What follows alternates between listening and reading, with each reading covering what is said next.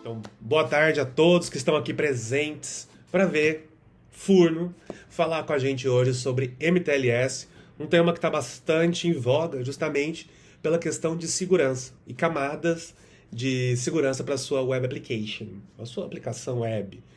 O Furno, ou Lucas Furno, ou Furno, ele é nosso Solutions Architect aqui na Asion, um dos gênios que a gente tem por trás da nossa estrutura e da nossa tecnologia. Seja bem-vindo, Lucas Furno, seja bem-vindo, Furno. Conta um pouco aí sobre quem é você e o que você traz pra gente aqui hoje. Bom, pessoal, eu particularmente não gosto muito de focar, né, em mim com relação à situação, mas só para dar um background e para os que não me conhecem, né, enfim, eu trabalho aqui na ASIO como arquiteto de soluções, como o Pedro já mencionou. Eu tenho um background de forma bem generalista a nível de infraestrutura, né? Não sou desenvolvedor direto, apesar de, por necessidade, a gente acaba sempre aprendendo alguma questão.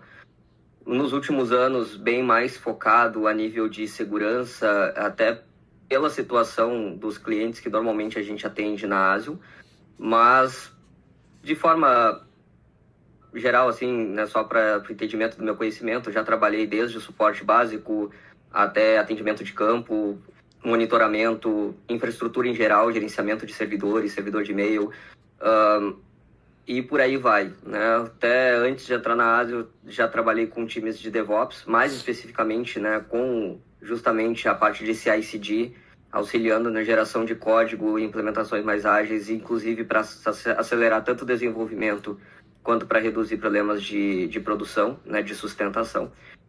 E nesses últimos anos, então, aqui na ASIO, mais focado, né, nessa parte de arquitetura de soluções, auxiliando os clientes a utilizarem, né, os produtos que a ASIO possui e auxiliando também os clientes a fazer o melhor proveito possível desses serviços. Então, até como o Pedro mencionou, levanta um pouco a régua da situação aqui, mas a ideia hoje, aqui dessa apresentação, é justamente trazer esse ponto, um ponto de segurança que é bastante válido, uma camada de segurança bem relevante e que ainda gera muita dúvida mesmo dentro de um cenário, né, de analistas de segurança.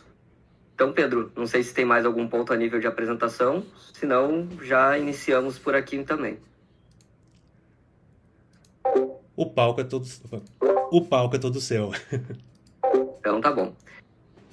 Bom, pessoal, essa agenda, tá? A ideia, bem como eu acabei de falar, apesar do termo MTLS, né, falar muito sobre a questão de segurança, até mesmo para pessoas da área de segurança ainda é uma situação de dúvida. Houve-se muito a necessidade de vamos implementar um MTLS para ampliar uma camada de segurança de uma aplicação, ou por alguma questão de compliance ou exigências, né, dependendo do cenário, por exemplo, instituições financeiras que precisam colocar um nível maior de autenticidade e segurança. Ao longo do tempo, a gente vem identificando que ainda existem muitas dúvidas, inclusive sobre não só a implementação, mas ainda sobre a parte básica, a parte de entendimento de como o MTLS funciona. Então, a ideia aqui é fazer uma parte teórica, falar sobre MTLS de uma forma teórica, técnica, tentando levar um pouco para cenários mais reais do dia a dia, para fazer uma analogia e tentar ficar mais claro o entendimento. E para o final da nossa agenda, a ideia é demonstrar de que forma, utilizando a plataforma da ASIO, a gente consegue facilitar a implementação de um MTLS numa aplicação. Então, dentro da nossa agenda, só para trazer um guia aqui, né, para vocês saberem de como a gente vai tratar. A ideia é justamente começar por essa parte mais básica, falando sobre componentes, né? Não adianta a gente falar sobre implementação se não estiver claro os componentes que são utilizados dentro do MTLS e como ele funciona. E a ideia é a nossa metade final da apresentação ser basicamente questão de prática. Então, a ideia, tá, até para não ter uma pausa e ter uma situação mais fluida, eu gostaria muito que, se vocês tiverem dúvidas, pode até ir colocando no chat, porque a gente pode gravar também, né? Vocês também deixarem registrado. Mas a ideia é a gente chegar ao final para realmente responder as perguntas, porque é bem provável que talvez algumas dúvidas do início possam ser respondidas ao longo dessa apresentação, tá? Mas, enfim, a gente vai ter um momento final ali depois da parte prática, justamente para trazer questões e responder tanto dúvidas sobre MTLS ou sobre, né, o uso do MTLS na plataforma da ASIO. Então, parte básica, né? Se a gente está falando de MTLS, vamos falar o que é MTLS. Não vou tentar ler texto, tá? A ideia aqui é só que a apresentação seja um guia. Mas o MTLS nada mais é do que a conversão de mútuo ao TLS, ou TLS mútuo, que é o conjunto do TLS tradicional, que é realizado quando a gente acessa uma página que tem um certificado digital e que a gente faz uma troca de chaves ali para garantir uma confiabilidade do acesso que está sendo realizado. O mútuo ao TLS é que ele é bilateral. Então, enquanto um certificado digital de uma página, a página tem um certificado e devolve para o usuário e diz, estou garantindo que eu sou eu mesmo, né, com um registro formal. No mútuo TLS, o cliente, o usuário, também envia o seu certificado, ele também envia o seu documento dizendo que ele realmente é ele mesmo. Então, como mencionei, faria uma autenticação dos dois lados, tanto do cliente quanto do servidor. O funcionamento do MTLS, ele se explica de formas em etapas pelo handshake inicial, que é efetivamente a troca. Então, no momento que eu estou fazendo uma comunicação de TLS, eu tenho que fazer uma troca de chaves. Então, quando eu acesso uma aplicação, aquela aplicação me devolve o certificado dela, dizendo que, né, carimbo o documento dela. O usuário valida pelo seu equipamento, se confia naquele certificado, e ele precisa também enviar o seu certificado, o seu documento. Ao final de que os dois lados validam e concordam que aqueles documentos, né, os certificados digitais, são válidos e aceitos para aquela transação, é estabelecido um canal criptográfico, utilizando as chaves que foram enviadas, e a partir daí, realmente ocorre a troca de informações. De uma forma análoga, como eu mencionei lá no início, se a gente for dizer assim, vamos dar um exemplo de uma comunicação TLS, considerando um exemplo de um restaurante. A gente tem um nível de exigência de um restaurante, a gente entra nele, mas eu quero saber se aquele restaurante realmente é confiável. Ao entrar nele, eu vou procurar se ele tem um registro, um alvará, ele está registrado na prefeitura, e se ele tem um registro da vigilância sanitária. Quer dizer que além daquele lugar ser efetivamente registrado, ele passou por uma inspeção. Normalmente, essas duas informações estão em quadros visíveis quando a gente entra no estabelecimento. Então, se a gente for fazer uma analogia com o TLS, a gente poderia dizer que no momento que eu entro no restaurante, eu só vou querer comer se ele estiver registrado na prefeitura e se ele estiver tiver passado por essa vigilância sanitária. E eu sei que esses documentos, enfim, são emitidos ou pela prefeitura ou pela vigilância sanitária. Então não basta alguém me dizer que realmente é registrado, eu quero ver o documento.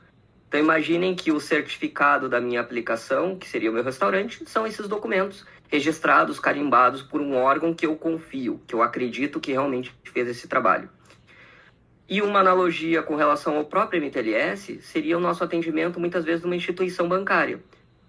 Até faço uma analogia um pouco mais ampla. Para a gente entrar no banco, a gente já tem que passar por uma porta rotatória que verifica se existe alguma questão de ferro, né? Uma proteção contra pessoas com armamento ou algo do gênero. Então, no mínimo, para eu acessar o banco, eu preciso o banco tem que confiar em mim e dizer que eu realmente estou acessando da forma que ele espera. Que eu tenho que entrar apenas com meus documentos, com meu vestuário, em nada além do que eles estão de acordo. Quando eu acesso e vou falar, por exemplo, com o meu gerente tem um crachá, que muitas vezes tem o nome dele, e atrás desse crachá, inclusive, tem o registro de funcionário dentro do banco, para eu confiar que realmente ele é um funcionário do banco. Só que quando eu vou falar com ele e eu peço alguma informação, ele me pede o meu documento. E eu tenho que informar o meu documento. Não posso chegar para o meu gerente do banco e chegar com um papel dizendo que aquele ali é o meu nome. Ele não vai aceitar. Porque aquele ali não é um documento que ele acredita. Então eu preciso informar minha carteira de identidade, a minha CNH, que são documentos registrados ou pela instituição da segurança, a Secretaria de Segurança Pública, ou pelo Detran. Então, são instituições que são confiáveis para emitir um documento que o banco vai aceitar como válido. E a partir daí, ótimo. Fechou a comunicação, os dois confiam em quem está sendo falado, a gente inicia efetivamente a comunicação e a troca de informações. Então, só para entender que no dia a dia não é muito diferente. As diferenças, então, entre o TLS e o MTLS. O TLS, de forma inicial, a nível de autenticação, é unidirecional. Apenas o servidor manda o seu documento. A nível de segurança, é já considerado uma segurança boa. Já é gerado algum nível de criptografia na troca de informação no momento que eu utilizo um certificado digital. Em casos comuns, é mais utilizado em aplicações web, acessos de usuário que não precisa ter uma autenticação mútua. Existem outras questões a nível de segurança, que nós estamos falando a nível de camada de transporte e troca de informações. Se a gente for olhar para a camada O, para o modelo OSI, na camada de transporte. Se a gente fosse para lá no nível de aplicação, a gente estaria falando em outros métodos de segurança que seriam efetivos e importantes também quando a gente fala de segurança. E o risco de acesso não autorizado, ele é presente. Eu faço apenas uma troca de informações. Eu gero uma criptografia, mas eu não faço um nível de autenticação mútuo, onde eu garanto que aquele acesso só vai ser realizado quando os dois lados confiam no acesso. Normalmente, é o usuário que diz se ele continua acessando uma aplicação que tem um certificado digital, mas que, por exemplo, o certificado está expirado ou é um certificado não reconhecido pelo seu computador ou pelo seu dispositivo. Então, existe um risco ainda de um acesso não autorizado. No MTLS, a autenticação é bidirecional. Então, enquanto os dois lados não se autenticarem, a transação, a requisição, ela não segue, ela é encerrada em algum ponto, ou pelo usuário ou pelo servidor que está sendo requisitada a informação. A segurança já é bem mais ampla, né? Consequentemente, como os dois lados estão trocando chaves, a gente pode garantir que é uma segurança excelente. Não, de novo, não é a única, não deve se limitar a isso sempre que a gente fala de segurança, mas já é um nível bem avançado de segurança, até pelos demais componentes que a gente vai falar mais à frente. O uso comum para esse tipo de cenários são APIs, em que tem que garantir que eu só vou ter acesso dentro de um contrato de API, se aquele usuário realmente cumpriu os requisitos. Se além, por exemplo, uma autenticação de usuário e senha, ele precisa enviar um certificado que foi emitido por alguém que eu confio, ou eu mesmo, se eu for uma autoridade certificadora também, ou por algum lugar que eu sei que se emitiu por ali é porque eu posso confiar naquele certificado.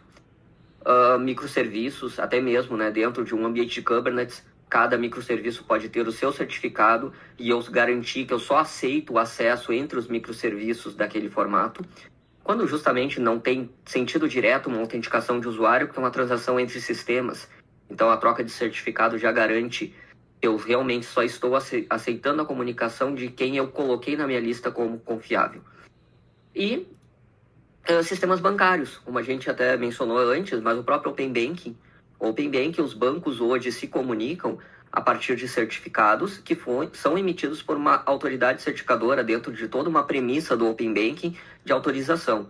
Quer dizer, hoje para um banco coletar a informação de outro banco por a estrutura de Open Banking, isso só ocorre se todos os bancos estiverem devidamente registrados e autorizados. E o risco de acesso não autorizado é significativamente reduzido. Eu consigo reduzir porque eu digo com quem que eu aceito essa transação. Avancei um pouco, dei um spoiler desse slide, porque os casos de usos, né, eu acabei comentando ali antes. Então, APIs, comunicação, né, passando um pouco para a parte final. Mas o que a gente menciona, então, sobre importância? O MTLS começa a ser uma etapa fundamental em cenários onde a segurança é crucial. Então, a gente reduz em muito o nível de acesso de alguém que vai chegar na minha aplicação quando eu tenho um MTLS habilitado. Por conta da criptografia até mais avançada, porque ao invés de ter apenas uma troca de chaves única do lado do servidor, eu passo a ter dois pares de chaves. E isso aumenta a questão de segurança e consegue proteger também contra ataques de in the middle, né? Então, ataques intermediários que vão capturar a requisição e tentar pegar informações que sejam sensíveis. Tá? Então, a nível de benefício, como a gente já falou, mas só reforçando, a autenticação é mais forte, eu tenho um maior nível de confidencialidade, tenho uma integridade maior dentro do tráfego realizado e tenho uma proteção mais avançada contra ataques. Indo para uma parte, agora sim, um pouco mais teórica, também ainda dá para fazer um pouco de analogia, mas explicando alguns componentes que são necessários quando a gente fala tanto de TLS, mais ainda quando a gente fala de MTLS. Então, a gente precisa sempre de um certificado digital.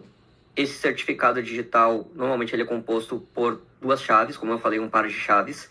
A chave pública, que é a informação que realmente vai ser trocada entre os 2 lados e que vai ser utilizada justamente para fazer a validação. Essa chave pública, como eu mencionei, pode ser o próprio documento, ela vai conter o nome da instituição, o nome do ambiente, se for um certificado de aplicação, se for um certificado de cliente. Essa identificação do nome ela pode variar um pouco, mas ela vai identificar a organização, o domínio, quem emitiu esse certificado, vai ter um período de validade, e isso é importante. Aí, de volta, né, para a analogia, por exemplo, uma carteira de motorista pode ter diversos períodos de validades distintos. E eu não posso andar de carro sem que o meu documento esteja dentro do prazo de validade. Ou não deveria, pelo menos, né? Vamos dizer assim. Então, se eu tenho meu documento ele não está válido, significa que eu não posso mais confiar se realmente aquela liberação ela realmente ainda está apta.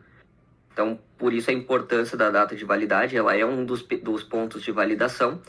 E também a assinatura. Quer dizer, além daquele certificado ter sido gerado, todo certificado ele pode ser gerado. Eu posso gerar pelo meu próprio computador e vou mostrar um caso de uso mais para frente de certificados autogerados.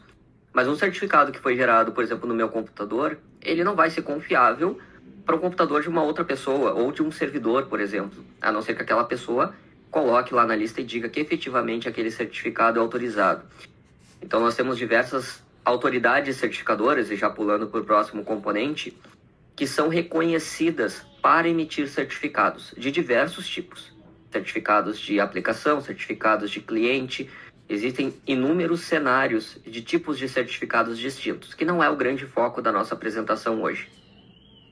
Essas autoridades certificadoras, elas podem ser públicas, que são as reconhecidas em mercado, ou o Let's Encrypt, que hoje é bem utilizado justamente por diversas aplicações para facilitar a gestão de certificado, a DigiCert, a Global Sign, entre diversas outras, em que é comprado um certificado, aquele certificado tem uma série de propriedades, inclusive de segurança, e que o meu computador, o computador de vocês, vai ter aquela autoridade certificadora registrada no sistema operacional e vai confiar no certificado que é enviado. E as autoridades privadas, que pode ser qualquer uma, inclusive, por exemplo, como eu disse, é o cenário de microserviços. Eu, dentro do meu ambiente, eu posso ter uma autoridade certificadora que vai emitir os certificados para cada um dos componentes da minha aplicação. Assim como um banco, para um cenário de confiabilidade das suas aplicações, pode emitir certificados para pinar no seu cenário ou para dar para os seus usuários e dizer que apenas com aquele certificado ele vai conseguir acessar a aplicação. Então, não são certificados normalmente reconhecidos para serem utilizados na internet. São certificados com foco exclusivo numa necessidade delimitada. A cadeia de certificação não é nada mais do que todo o conjunto de autoridades certificadoras até que geraram aquele certificado. E eu vou voltar de novo para a analogia. Imagine a minha carteira de identidade. Hoje em dia a gente tem o registro já formal como CNI, Carteira Nacional de Identidade. Quando eu emito a minha carteira de identidade agora, principalmente a digital, eu não estou emitindo pelo órgão federal.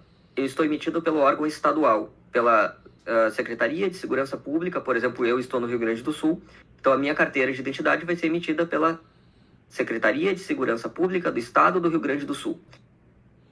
Toda a estrutura, ela é federal, que seria, digamos, o meu certificado raiz, a minha instituição raiz, e depois eu tenho os órgãos que efetivamente vão gerar o certificado final, que a gente pode considerar os certificados intermediários.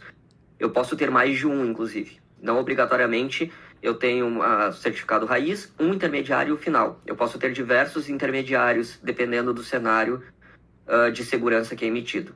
Tá? Mas, normalmente, é bem comum na internet a gente ter o raiz, que é o principal, o intermediário, que é onde efetivamente os certificados são gerados, e o certificado da entidade, que é o final, que vai ser o do cliente ou vai ser o da aplicação consumida. E, por fim, nós também temos as listas de revogação. Por que a lista de revogação? Porque um certificado, mesmo ele estando dentro do período de validade, ele pode não ser mais válido. E isso pode demandar a necessidade de eu dizer assim, por mais que o teu certificado tenha sido emitido por uma autoridade certificadora conhecida, confiada, e ele estiver dentro do período de validade, por algum motivo eu disse que ele não é mais válido. E mais uma vez eu vou voltar para a analogia, quando eu falei da carteira de motorista. Imaginem que eu tenho a minha carteira de motorista. Ela está dentro do período de validade, ela foi emitida pelo Detran. Porém, eu tomei um monte de multa e a minha carteira de motorista foi revogada. Ela foi cancelada, eu não posso mais dirigir. Eu perdi a minha permissão de direção. Mas eu posso estar com a minha carteira de motorista andando. O que vai acontecer? Se eu parar numa blitz, vão pedir os documentos do veículo, meus documentos, e quando forem olhar o meu documento, vão consultar na base do Detran e vão ver que aquele documento ele não é mais válido. E eu, consequentemente, não vou ser liberado naquela blitz porque eu estou andando indevidamente com o meu veículo, porque eu não tenho mais a permissão de direção. E o conceito da lista de revogação é muito próxima disso. Mas dentro desses cenários, a gente tem os cenários de CRL, que são listas geradas pelas autoridades certificadoras que dizem que aquele certificado não é mais válido. E que eu tenho que baixar essa lista e consultar ela para poder fazer essa validação. Digamos, uma analogia seria uma lista offline. Eu preciso baixar ela para consultar ela. E o ACSP é uma outra funcionalidade dentro de lista de revogação, onde a autoridade certificadora já me entrega um endereço web em que eu posso fazer uma chamada direta. Eu não preciso baixar o arquivo. Eu chamo aquele endereço e verifico se o certificado está na lista de revogados. Se estiver, eu já encerro. Então, de forma geral, podemos dizer que a CRL é uma verificação offline. Normalmente, por esse cenário, ela é mais rápida, não tem latência, porque a CRL está diretamente no servidor ou no dispositivo final, e o ACSP é online. Então, ainda tem o tempo de latência do destino que eu vou consultar e o tempo que ele vai me retornar para validar que o certificado é válido ou não. Passado tudo isso, e para a gente fechar aqui a parte teórica, a gente tem nesse slide o comparativo do fluxo de um TLS e o MTLS. Eu vou voltar para as analogias mais uma vez, porque algumas coisas fazerem sentido. O conceito aqui, se eu olhar para o lado do TLS, inicialmente, a gente tem uma questão sobre comunicação, em que todo mundo que vai falar, por exemplo, eu estou falando com vocês, estou falando em português. Então, se eu chegar e falar para vocês, vocês têm que falar do mesmo idioma que eu, ou no mínimo conhecer aquele idioma que eu estou falando. Então, quando uma chamada ela é realizada, indiferente do TLS ou do MTLS, eu primeiro envio um olá. Esse olá é para eu iniciar uma comunicação. Eu tenho que receber uma resposta de volta. Então, o cliente envia, faz a chamada e o servidor retorna. E diz, olha, olá, falamos o mesmo idioma? Legal. Então, agora vamos começar a trocar informações. O servidor devolve aquele olá dizendo que, ok, ouviu o que você me pediu, e envia o certificado dele, né? A chave pública, como eu mencionei. Do meu lado, eu vou olhar, legal, esse certificado aqui, deixa eu ver se ele está na minha lista de certificados confiáveis. Ele está dentro do período de validade, tudo certo. Ótimo, perfeito. A partir desse momento, eu vou dizer para ele, legal, recebi o teu certificado e eu quero falar com você, além da gente falar em português, eu sei falar, por exemplo, um formato gaúcho, gírias gaúchas, né? E é uma forma da gente ter uma comunicação que não é tão conhecida pelos demais, mas que eu sei falar. Ou posso também conseguir falar num dialeto mais interno, ou posso falar num sotaque paulista, carioca, assim por diante. Consigo falar em todos esses métodos. Legal, o servidor vai me devolver. Eu também consigo então consigo entender o sotaque gaúcho e o paulista. E em cima disso a gente define a cifra, que seria, digamos, esse fechamento, e a gente estabelece a comunicação. De forma bem análoga, tá, gente? Não quero entrar nos detalhes, mas é só para explicar as etapas de um cenário mais específico. E, enfim, fechado tudo isso, eu sei que eu vou falar em português, vou usar um sotaque específico, e a gente vai utilizar aquilo ali para nossa troca de informações. No MTLS, além de tudo isso que a gente falou, assim que o servidor devolve a questão do certificado em chave pública, o usuário devolve, o cliente devolve o seu certificado também e o servidor faz a mesma etapa. Ele olha as autoridades certificadoras que ele confia e vê se aquele cliente é válido. Se ele autorizar, se ele permitir, ótimo, e a gente estabelece a comunicação. Mas, como eu fechei com o certificado, eu tenho uma outra camada de validação. Quer dizer, não é só eu enviar a informação. Eu vou enviar e te dizer que eu sou eu todas as vezes que foram enviado. Informação importante. Eu posso ter TLS e MTLS habilitados e configurar os meus servidores para permitir uma comunicação não confiável. Quer dizer, eu posso permitir uma comunicação com certificado que eu não autorizo. Eu só estou trocando certificados. Estou estabelecendo, no mínimo, uma criptografia específica, mais ampla. Mas eu dei de acordo que, mesmo que o certificado não seja autorizado, eu permito a comunicação. De forma insegurança, isso não é o mais adequado. Mas, por exemplo, se a gente acessa um site e o certificado está expirado ou dá um retorno no certificado que o ambiente não confia, eu posso, no meu navegador, clicar, mesmo sabendo dos riscos, eu autorizo a continuidade do acesso. Então, tudo isso sempre é configurável, mas pela troca de informações, pelo fluxo, é assim que ocorre. Se há alguma quebra neste fluxo, por exemplo, como eu mencionei, o servidor devolveu o certificado e ele não está válido. O cliente, ele pode encerrar a comunicação naquele momento dizendo, olha, se o certificado do servidor não é válido, eu não quero continuar essa transação, eu não confio nesse site. E a mesma questão do MTLS, que na hora que o cliente devolve o certificado, eu posso dizer, esse certificado eu não validei, eu não confio e eu não quero trocar uma requisição com esse cliente. E encerra a comunicação.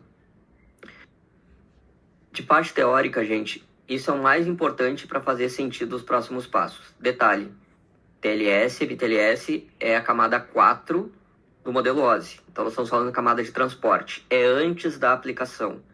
Então, quando a gente fala de regras a níveis de segurança, a gente está falando aqui em camada ainda numa etapa de rede, a nível de comunicação, estabelecimento de sessão, mas ainda não falando de aplicação.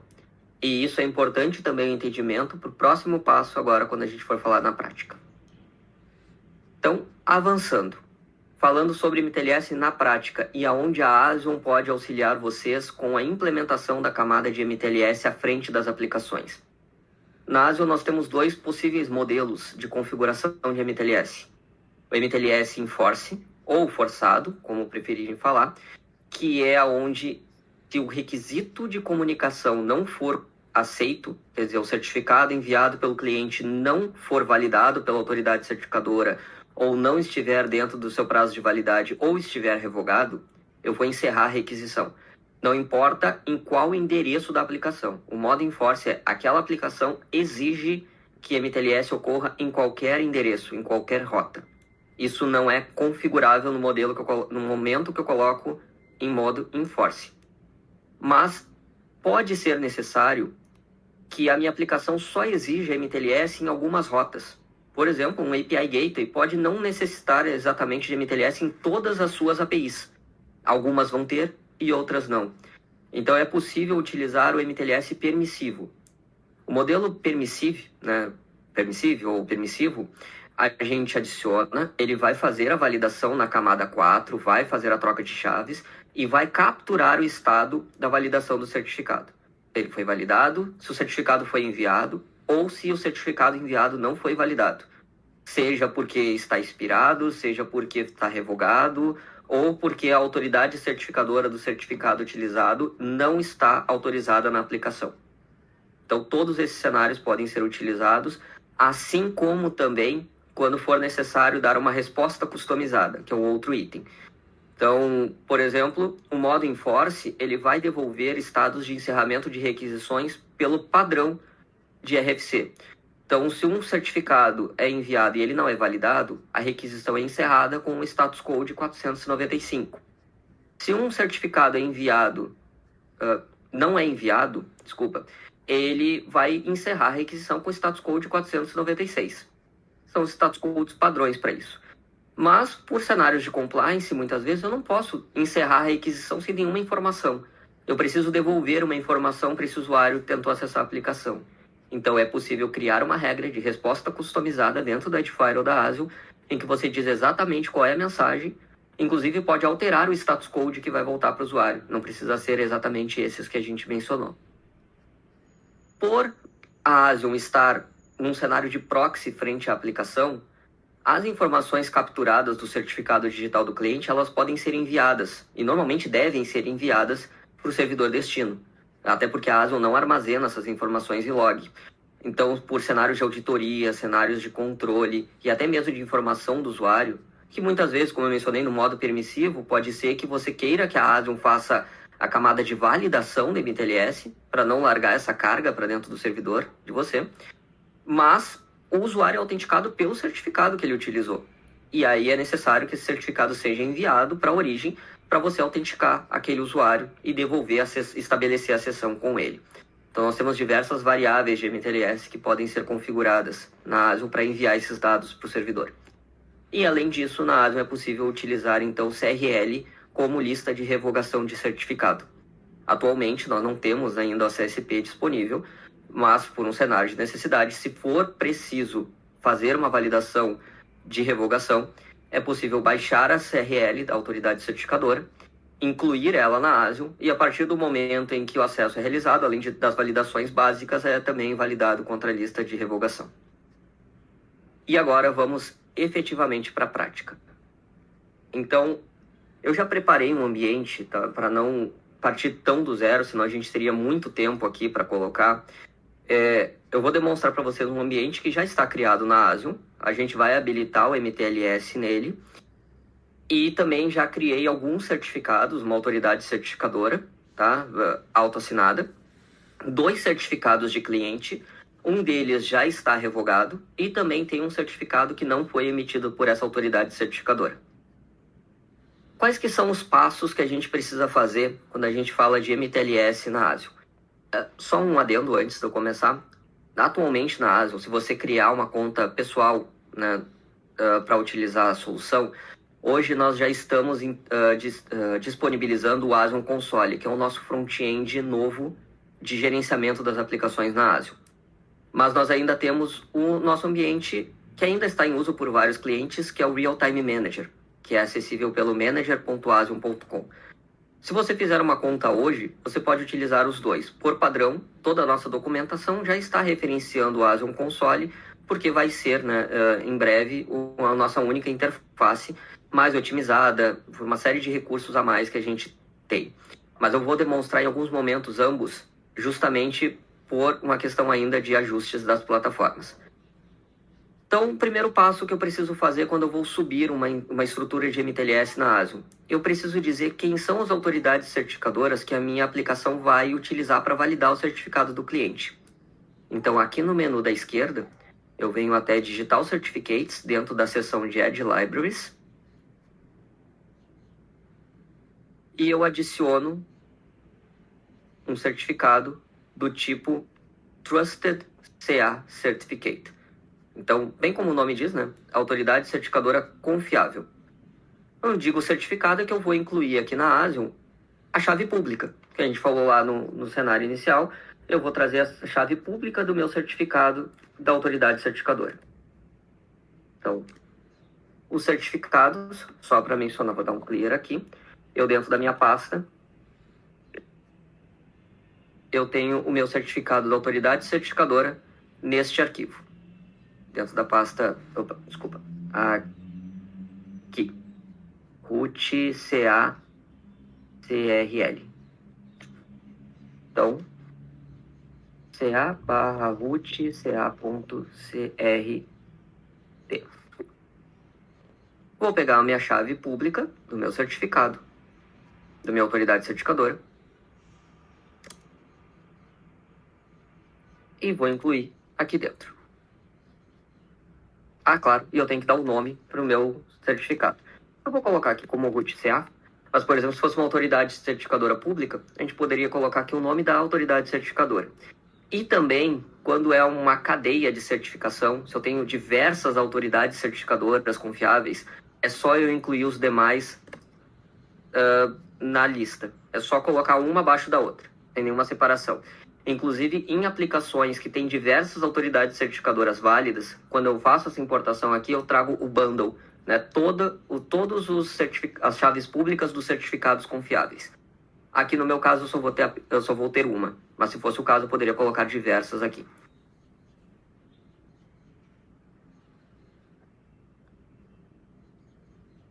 Tá? Deu um false. Deixa eu só ver se há algum retorno aqui do Asium Console.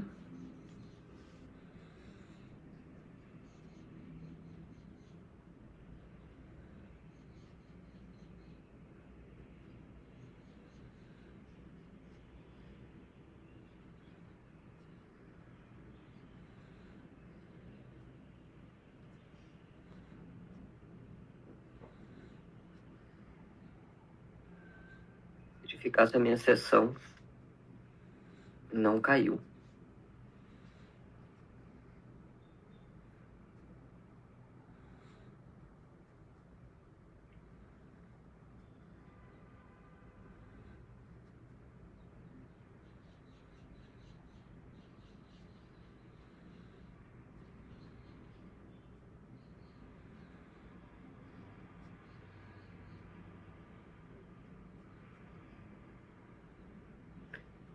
Opa, agora carregou. Mas ele incluiu aqui o certificado. Root CA, incluso Asium Trusted CA Certificate e a data de validade na minha autoridade certificadora. Todos esses dados vieram. Aqui, só para complementar a página, esse aqui é o certificado da minha aplicação. É um certificado Let's Encrypt, por uma automação que a gente tem, e inclusive esse é o endereço que a gente vai utilizar aqui para os testes. Ele é emitido pelo Let's Encrypt, e aqui então eu tenho as diferenças dos tipos. Esse aqui é um Trusted CA Certificate, e esse aqui é um Edge Certificate, que é o que a gente diz um certificado de aplicação. Vou voltar para o Asium Console. Depois que eu importei o certificado, já está dentro da minha biblioteca de certificados da plataforma, eu venho no domínio, que aqui eu já criei, como eu mencionei, já tem um domínio chamado TechTalk. E aqui ao final da página eu vou habilitar o Mutual Authentication. Quando eu habilito, eu posso selecionar o modo. No primeiro momento, eu vou fazer com vocês e vou colocar no modo Enforce. No modo Enforce, vou selecionar aqui o Root CA e vou salvar. Dentro da Asium, todas as configurações realizadas pelo painel, elas precisam ser replicadas no momento que a gente salva para os certificados, para os Edge Servers, pelos Edge Nodes da Asium, que estão em todos os POPs que a gente presta suporte. Dessa forma, por mais que eu tenha dado save, pode ser que esse endereço ainda não esteja com o MTLS ativo. Sendo assim, eu vou voltar aqui para minha linha de comando. E enquanto vai replicando a configuração, eu queria mostrar para vocês justamente os pontos que eu falei sobre os certificados que estão aqui dentro. Então, eu tenho, dentro dessa pasta, na realidade, 3 certificados emitidos. O client 1.crt, que é um certificado válido, o client 2.crt, que é um certificado revogado, e o client.pen. E eu, simplesmente no meu computador, fizer um open SSL verify -ca file ca/root ca.crt e apontar o client 1.crt, eu vou ver que ele está válido e emitido pelo root CA. O client 2, nessa verificação, também vai dar ok, porque eu não estou validando o CRL file, só estou validando se ele foi emitido. E o client.pen, ele vai me retornar erro, porque é um certificado que não foi emitido por esse root CA. E é exatamente essa a ideia. Tá? Fazendo uma chamada em direção à aplicação, vamos ver se já está... Opa, deixa eu só olhar que eu não lembro se ficou TechTalk tudo junto. .furno.com.br/ e vou passar aqui o certificado client1.crt e a chave que é client1.key.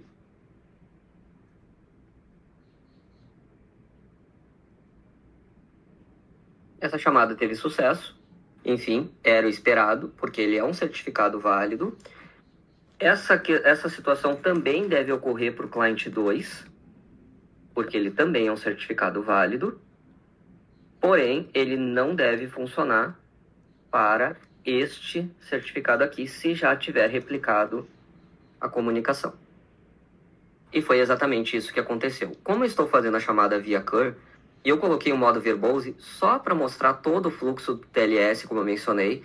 Então, eu tenho a comunicação com a Asium, eu faço o handshake aqui, ó, client hello, server hello, certificado, envio o certificado requisitado, a verificação do certificado, é definido que a comunicação vai ocorrer em TLS 1.3 com essa cifra, o certificado da aplicação que foi devolvido como válido. Aqui eu botei o "-K", não sei se vocês tinham visto, mas o "-K" era para não validar se o certificado da aplicação está válido ou não. Quer dizer que, se ele mesmo que estivesse inválido, ele iria passar. Até não precisava ter colocado o "-K". Mas está aqui, SSL Certificate Verify OK. Ele validou o certificado da aplicação. Porém, o servidor recusou e disse: esse certificado é de uma CA não conhecida. Esse mesmo, não o mesmo erro, mas a mesma interrupção também aconteceria se eu fizesse essa chamada assim, sem enviar o certificado. Só que no caso, por conta da biblioteca do LibreSSL do meu computador, ele não me retorna uma informação mais adequada. Ele traz um erro 0. Então, o modo enforce funcionou. Eu tive uma requisição que passou, 2 requisições passaram com certificados específicos. Eu tive 2 requisições que foram bloqueadas porque os acessos foram realizados sem certificado ou com um certificado não autorizado. Se eu voltar aqui, eu vou abrir só no Real Time Manager para facilitar a visualização. Eu for no Real Time Events, olhar os logs da Edge Application dos últimos 15 minutos. Eu vou ver que eu tenho 4 requisições. Dessas 4 requisições, a primeira retornou status 200. A segunda retornou status 200.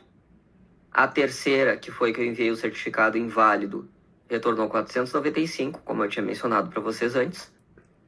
E a última, que eu não enviei o certificado do cliente, retornou 496. Como a requisição, de novo, eu vou reforçar esse ponto que ele é importante, ele encerrou numa camada de transporte, não chegou na aplicação, eu não tenho log de header, eu não tenho de referer, né, header e user agent, não tenho informação sobre a URI que foi tentada acessar, porque a requisição foi encerrada antes de qualquer uma dessas informações terem sido definidas, montadas ou enviadas para a ASIO. Tá? Então, diferente dos acessos que tiveram sucesso, que foi capturado, que o user agent foi um cur, que eu acessei o barra, que o método foi get, tudo isso ocorreu porque isso aqui são informações de protocolo HTTP. Tá? Então, só para explicar porque em um log eu tinha informações mais completas e depois eu não tinha mais nada, tá? Pelo modelo de encerramento. Legal. Modo enforce é basicamente isso. Eu não acesso nada se eu não cumprir o requisito de segurança, se eu não passar o certificado de cliente em todas as aplicações. Porém, como eu mencionei, a minha aplicação não pode, não é assim. Eu preciso que apenas alguns endereços sejam verificados e outros não. Ou, enfim, tem outras situações. Eu posso alterar para o modo permissivo. Nesse modo permissivo, a única questão que eu vou fazer vai ser, nesse cenário, nessa configuração, vai ser capturar o estado da validação do certificado. Se ele foi validado ou se ele não foi validado. A partir daí, nessa tela eu não faço mais nada. Eu posso ter outras configurações. E enquanto ele vai replicando, eu vou mostrar algumas configurações que eu já preparei aqui e depois eu ainda vou fazer um teste antes de ativar. Todo o funcionamento da ASIO, uma requisição, ela chega na ASIO, ela passa por essa parte do domains. Podemos fazer de novo uma analogia que o domain é a porta de entrada da ASIO, que primeiro eu vou ali e vejo, opa, chegou com esse endereço, então tá, eu vou enviar ele para uma aplicação. Eu tenho que definir ali qual é a aplicação que vai responder por aquele endereço. Mas antes de eu enviar para o endereço, eu posso incluir um firewall. No caso aqui na ASIO é chamado de Edge Firewall. Então ele fica antes da aplicação ser encaminhada, da requisição ser encaminhada para a aplicação. Esse firewall ele faz verificações de rede e ele faz verificações em camada mais alta, a nível de aplicação também. Então, o firewall que eu já deixei configurado aqui foi justamente considerando 2 possíveis cenários num endpoint que eu tenho.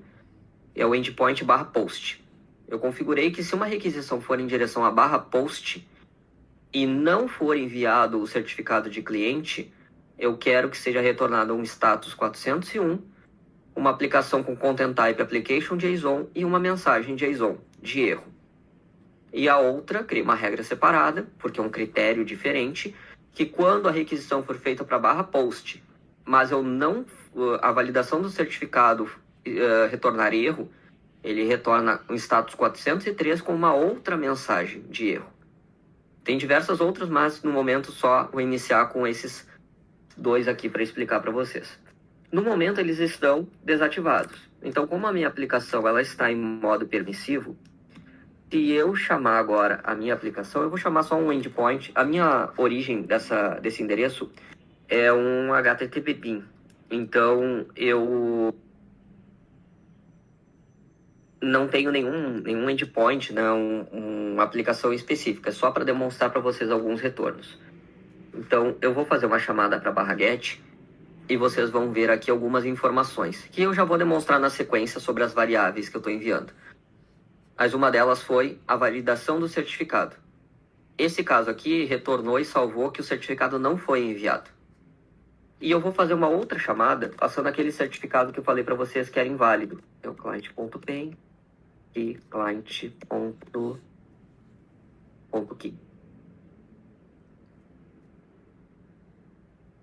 Na sequência eu já explico os demais itens que apareceram agora, tá? Mas o mais importante é passar isso aqui. SSL Client Verify. Esse certificado, ele tem alguns comportamentos, tá, que poderiam acontecer. Ele é um certificado que não foi emitido por a autoridade certificadora que eu disse, mas ele também é um certificado expirado. Então aqui, dentro do meu header de verificação, o importante nesse caso é o failed. Eu tinha o non, que é não enviou o certificado, o failed, e eu poderia ter um cenário aqui de sucesso. Só rapidamente explicando. O client.key, não troquei a chave. Peraí. Client. Errei o nome do arquivo também. TRT. E esse aqui é success. Mas vocês podem ver, as 3 requisições passaram neste momento, porque a MTLS está impermissivo. Mas eu capturei as informações dos certificados quando eles foram enviados e capturei o estado de cada uma das verificações. Se eu habilitar essas regras agora, eu vou também novamente voltar para o Real Time Manager, já que eu já mostrei de um lado, vou fazer por aqui.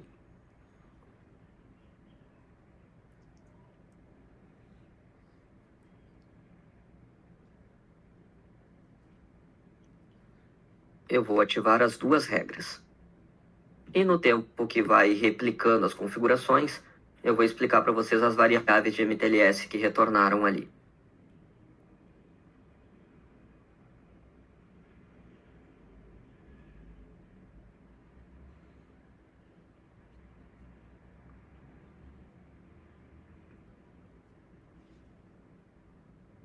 O que são aquelas variáveis, né, que apareceram ali na chamada cur e que eu mencionei que vocês podem enviar para o servidor? Em Edge Application, aí sim, camada de aplicação, recebi, passei por todas as etapas, passei pelo MTLS, capturei as informações, passei pelo Firewall e cheguei até a Edge Application, que é onde eu vou ter as minhas regras de negócio da minha aplicação, posso fazer diversas configurações. É onde eu digo para onde a minha requisição vai ser enviada, como eu mencionei para vocês, ó. Meu origin address é um http bin.org. Mas no Rules Engine, eu criei uma regra chamada add MTLS headers, que envia as variáveis de MTLS para a origem. O meu critério para executar essa regra é quando uma requisição iniciar com barra. Como eu mandei, pode ser o barra, pode ser o /get, /post, qualquer coisa. Né? Isso aqui é a raiz da minha aplicação. Então, eu posso fazer uma analogia que isso aqui é a mesma coisa que qualquer coisa. Né? Poderia usar outros critérios aqui que também poderiam aplicar. Um hostname igual a techtalk.furno.com.br também teria o mesmo comportamento. Mas o importante está aqui. Nos behaviors, eu adicionei uma série de headers, defini o nome deles. Esse nome aqui, cada um pode definir o que quiser. Eu defini SSL, client e informações. E a gente tem várias variáveis. Essas variáveis, elas podem ser consultadas na nossa documentação. Só vou puxar aqui para o lado rapidamente. Vou colocar aqui Rules Engine for Edge Application. E dentro da nossa documentação, todas essas variáveis estão nessa seção. Mutual Transport Layer Security Variables. Tudo que eu coloquei ali está aqui. tá? Mas, voltando para cá, explicando cada uma delas, eu estou enviando para a origem o fingerprint do certificado, o certificado em formato URL encoded, tá? Que é o padrão hoje em dia. A gente tem uma outra possibilidade, mas é deprecada, eu nem configurei na minha aplicação, que ele envia no formato PEN. Só que, consequentemente, caracteres de Enter, por exemplo, ele transforma, se eu não me engano, em /N ou /T. Ele adiciona algumas questões assim, então não é muito aconselhável para aplicações web. Então, até voltando para cá e mencionando, ó, o client escaped cert, ele adiciona o espaço com URL encoded, Enter com URL encoded. Então, todo caractere especial ele vai para o formato URL encoded. E o client cert é deprecado justamente porque ele envia no formato PEN. O subject DN, o subject DN parsed, a gente tem a opção que ao invés de mandar o DN inteiro, ele vai pegar só o valor do client, né? Só o resultado do valor. Eu vou depois ali dentro do retorno da chamada eu mostro melhor. O issuer DN, o serial do certificado, a data de validade do certificado, quanto tempo falta para ele expirar, a data de emissão do certificado e o estado de verificação. Se a gente voltar para a minha chamada CUR, fica mais fácil de olhar isso. Então, o SSL Client Cert é a chave pública do certificado de cliente que foi utilizado. Então, aqui o espaço por 120, o Enter por 0A, e vai ter uma série de por 0A para cada um das quebras de linha do certificado. O fingerprint do certificado, o issuer DN, como eu mencionei, o boot CA, que eu emiti, o subject DN do certificado cliente, o SDN parsed é exatamente o common name, como eu mencionei. Então aqui veio só o client 1, aqui veio tudo, toda a informação do DN do certificado do cliente. O serial number do certificado, a data de expiração, quantos dias faltam para expirar, a data de início e o estado de verificação do certificado. Essas são as variáveis que a gente pode enviar. Não precisa ser usada todas, né? Eu usei todas para poder fazer a apresentação para vocês, mas são todas essas que são enviadas. E agora vamos para o cenário de teste. E aí, para o cenário permissivo, eu queria fazer um único ajuste, e eu vou pular para o Firefox e vou importar os dois certificados de clientes que eu tenho para fazer uma chamada pelo navegador. No formato permissivo, eu posso utilizar certificados a partir do navegador também. Então, imagine uma aplicação que é utilizada a partir de Smart Card, por exemplo, certificados emitidos em um Smart Card, ou até mesmo certificados do tipo A1, que é mais comum no Brasil, né? Certificados de clientes do tipo A1 e A3. Então, no momento que eu coloco uma aplicação em modo MTLS permissivo, e em Force isso não funciona, tá, pessoal? Porque o certificado já tem que vir na requisição. No modo permissivo, durante o handshake, ele devolve a CA existente e todos os certificados que estejam dentro daquela CA da aplicação, a gente consegue retornar. Então, eu vou fazer uma chamada para techtalk.furno.com.br/get. Não vou fazer para /post, tá, gente? Por conta do navegador. Quando eu fiz a chamada, ele me perguntou qual o certificado de cliente que eu quero usar. Se eu não informar o certificado de cliente, vai retornar erro. Ah, não, peraí. Deixa eu ver se eu ativei a regra. Que já foi o tempo suficiente para ter bloqueado a requisição. Vou voltar aqui para Adfire.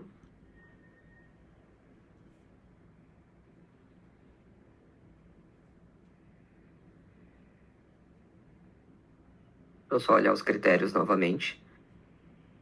Ah, sim, desculpa, gente. É que tem que ser por /post. Então eu fiz para o /get, porque não funcionaria pelo navegador, mas o que eu queria mostrar para vocês era justamente que ele emitiu o pop-up e perguntou o certificado. Se eu tivesse passado o certificado, como o meu navegador aqui está retornando o JSON da minha chamada, teria vindo as informações do certificado digital. Mas só veio aqui o CSL Client Verify Node.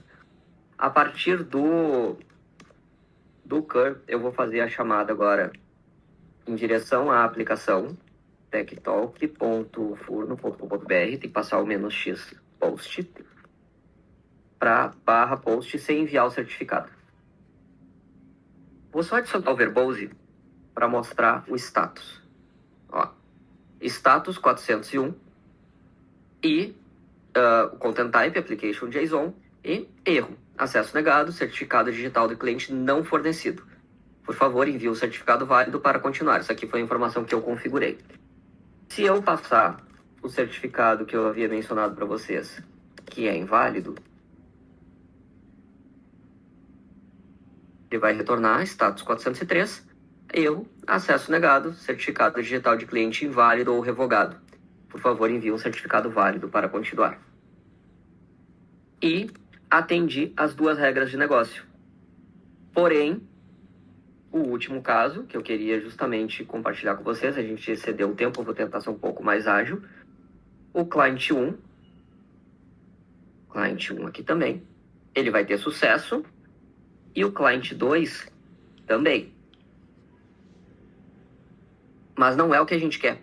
Eu quero que o certificado client 2 ele não seja aceito. Porque se vocês olharem aqui, eu tenho dentro do meu index que o certificado client 2 ele está R, está revogado.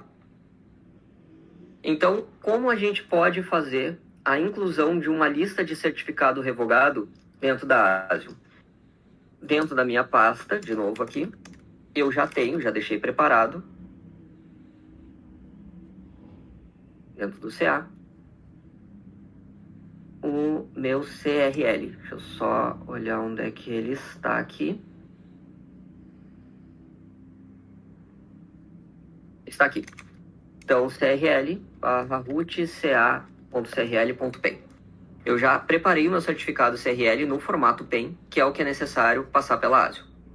Porém, na interface, no front-end, como eu estava mostrando para vocês, se vocês olharam antes, eu não tinha a opção para incluir a CRL nem na aba de domain, e também não tenho uma possibilidade hoje de fazer essa inclusão dentro da tela de Digital Certificates. Então, essa inclusão especificamente, ela deve ser feita via API. E aí eu vou pular minha tela aqui para dentro do meu Postman, que eu já puxei toda a collection da Asium, que vocês também podem fazer download a partir do api.asium.com. Tem toda a estrutura da API da Asium e um botão Run in Postman para facilitar esse onboard. Dentro da nossa collection, ainda dentro da API V4, essa API de CRL ela já está no nosso novo modelo, a API V4 está em preview, deve ser lançado em breve com todas as funcionalidades.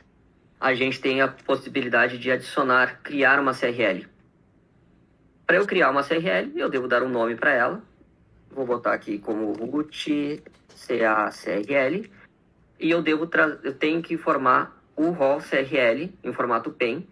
Porém, aqui eu tenho que quebrar o certificado para cada enter um /n. Então, vou voltar para a minha linha de comando, vou copiar tudo isso aqui. Vou recorrer ao Visual Code. Vou colar aqui e vou fazer um replace.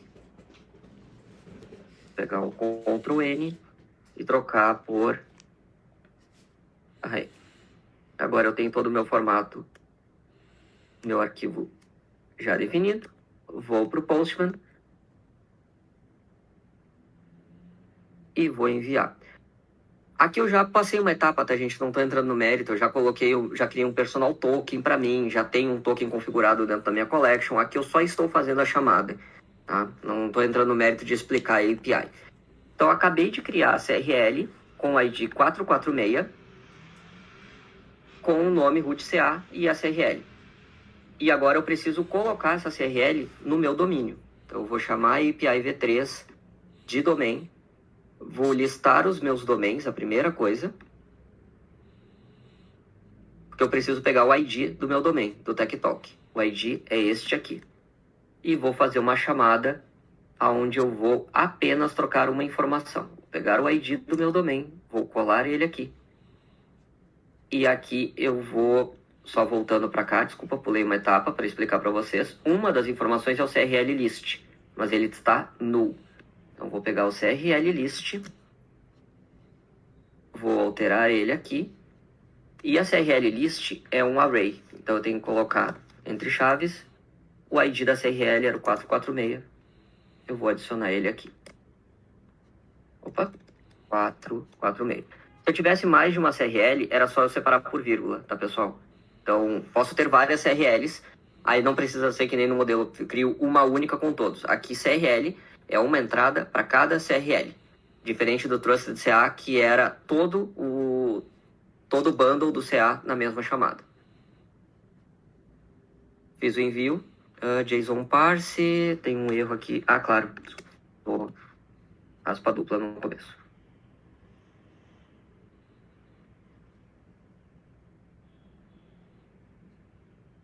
Se eu chamar novamente aqui a minha lista de domains, agora o meu domain está com a CRL list 446. Ótimo. Acabei de ativar a verificação de CRL dentro da minha aplicação. A partir desse momento, se o certificado estiver contido na CRL, ele não vai mais acessar a minha aplicação.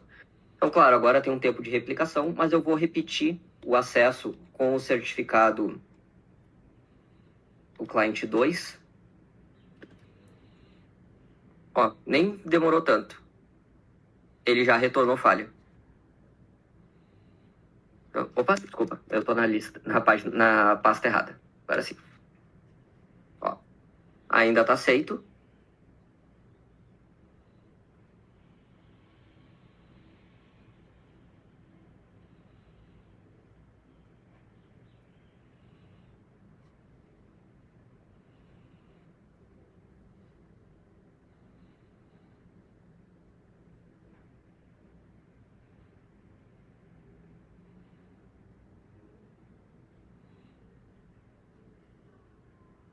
Dois success. Todos os demais eu fui fazendo trocando a tela, então o tempo de replicação é uma situação. A gente tem em média um tempo de replicação até mais alto dos testes anteriores, foi bem rápido. A gente considera sempre de 3 a 5 minutos para replicar uma configuração aplicada dentro do painel.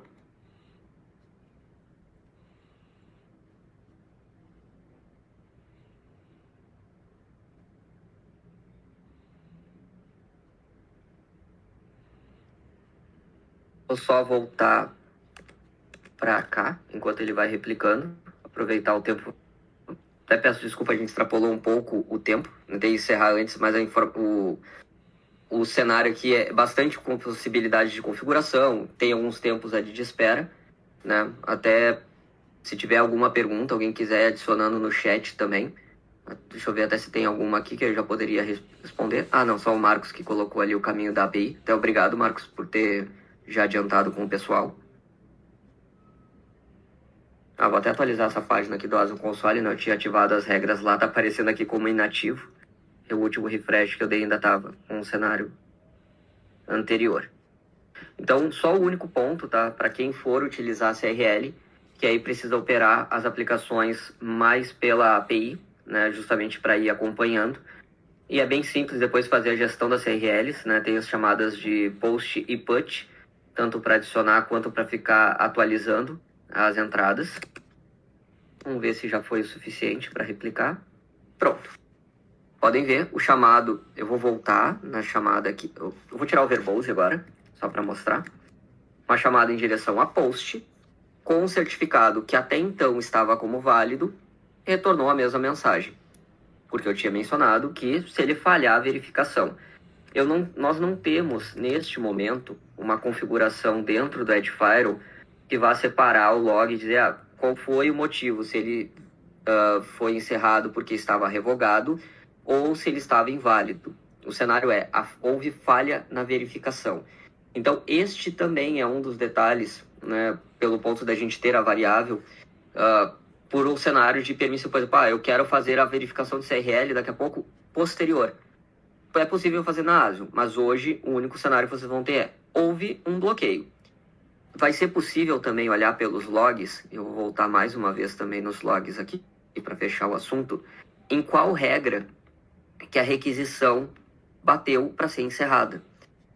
Então, o usuário disse, o meu acesso foi bloqueado. Se vocês filtrarem aqui o acesso, vai ver que ele foi barrado porque o certificado não foi validado.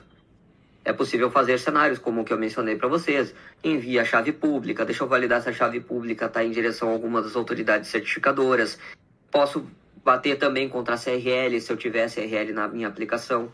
Mas essa informação de traceback ela é importante justamente para fazer o tracking saber que, opa, realmente falhou, o certificado que você enviou não estava adequado. Então, pessoal, esses foram todos os passos que eu queria demonstrar para vocês sobre o uso de MTLS na ASIO. E deixo aberto, apesar da gente ter extrapolado um pouco o tempo, se alguém tem alguma pergunta, alguma dúvida, alguma questão que queira trazer aqui para compartilhar com todos. Aí é só usar a mãozinha ali do Slack, do Discord, já que a gente não consegue abrir direto. Se alguém tiver, a gente abre o microfone ou pode escrever aqui no chat. Se não tiver nenhuma dúvida, né, como eu disse, tentei ser o mais detalhista e mesmo assim o mais rápido possível para caber dentro de 1 hora. Também compartilho aqui com vocês o meu e-mail e também o meu contato do LinkedIn. Se por algum motivo, né, precisarem de alguma informação, quiserem trocar algum detalhe, ou justamente, né, quiserem saber mais alguma coisa que eu ou alguém da Asian possa apoiar vocês numa necessidade. O importante mesmo que a gente quer trazer aqui é que nós temos a funcionalidade, ela facilita bastante porque não é necessário atualizar servidor, não é necessário atualizar a aplicação, é possível apenas na Asian configurar essa camada adicional de segurança e apenas delegar os acessos que foram autorizados para dentro da aplicação. É sempre importante só considerar que, como passa pela ASIO, o certificado ele passa a ser enviado num header. Então é importante que, se esse certificado tiver que ser consumido pela origem, que a origem esteja preparado para ler esse certificado a partir de um header. Boa parte das aplicações hoje em dia de mercado que podem trabalhar atrás de um proxy, elas já têm uma documentação de como elas esperam. E normalmente, inclusive, o nome do header é utilizado como SSL Client Cert, SSL underline Client underline Cert. Mas, se não for o caso, se for uma aplicação desenvolvida pela própria empresa, é só importante considerar esse detalhe. Pessoal, é isso. Eu agradeço pelo tempo de todos.